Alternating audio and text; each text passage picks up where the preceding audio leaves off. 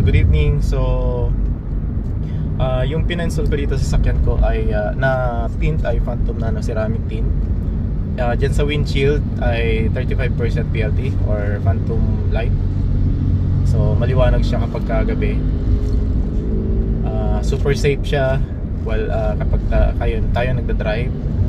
So maliwanag na maliwanag yung view natin. Tapos ibang like dito sa windows ko sa harap, ang pina-install ko dito ay medium dark na 20% PLT. Tapos the rest lahat ay 5% PLT or super dark. So hindi na rin tayo kita sa loob.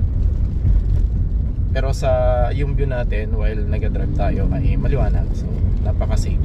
So idea lang to sa mga gusto din magpa-install ng tint. So Phantom Nano Ceramic Tint po ay maganda yung quality niya.